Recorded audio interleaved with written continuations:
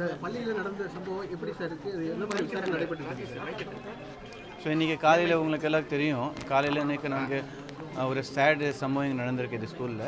So அப்புறம் police விரைந்த action. அப்போது என்னென்னா லக் என்னென்னா இன்ஸ்பெக்டர் அப்போது ரோந்து பணியில் இருந்தாங்க, இப்போ பக்கத்தில் இருந்தாங்க. உடனே வந்துட்டு அது ½ அன் ஹவருக்கு உள்ளே அது குற்றவாளியை பிடிச்சிட்டாங்க. இப்போது எஸ்பிஓ உடனே வந்துட்டு எல்லாமே விசாரணை போயிட்டுருக்கு.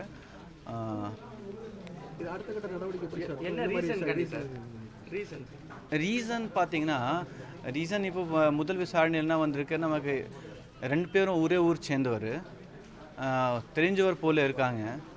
ஸோ ஏதோ தெரிஞ்சவர் போல் இருக்காங்க, ஏதோ கருத்து வேறுபாடாக இருக்குது. அதுதான் இப்போ முதல் கட்டில் நமக்கு தெரிய வந்திருக்கு. நெக்ஸ்ட் ஸ்டேஜ் எப்படி சார், அந்த ரிமாண்ட் எப்போ சார் பண்ணுவீங்க?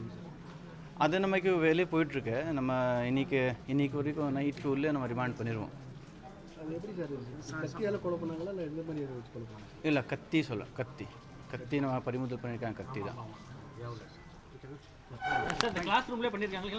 இல்லை ஸ்டாஃப் ரூமில் ஒன்று பின்னாடி ஸ்டாஃப் ரூம் இருக்குது, நான் போய் பார்த்தேன், நீங்கள் பார்த்துருக்கீங்க. அந்த ஸ்டாஃப் ரூம் தான் அங்கே நடந்திருக்கு, ஸ்டாஃப் ரூமில்.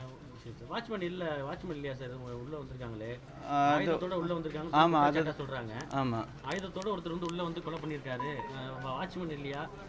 வாட்ச்மேன் அப்போ யாரும் இல்லை, கேட் ஓப்பனாக இருந்துச்சு சொல்கிறாங்க. அது கேட் வழியாக வந்துட்டு ஸ்டாஃப் ரூமில் என்ன நினைக்கிறேன், முன்னாடி பையனுக்கு தெரியும் நான் நினைக்கிறேன் இது ஸ்டாஃப் ரூம் எங்கே இருக்குது. பிகாஸ் யாருக்கு கேட்காம நேராக வந்துட்டு அப்போ லெஃப்ட் எடுத்துகிட்டு ஸ்டாஃப் ரூமில் போயிருக்காரு. இந்த பள்ளியில் எத்தனை மாதமாக ஒர்க் பண்ணிட்டு இருந்தாங்க ஆசிரியர்? சுமார் 6 மாதம் இங்கே ஒர்க் பண்ணிட்டு இருந்தாங்க. செய்திகளை உடனுக்குடன் தெரிந்து கொள்ள உடனே சப்ஸ்கிரைப் பண்ணுங்க.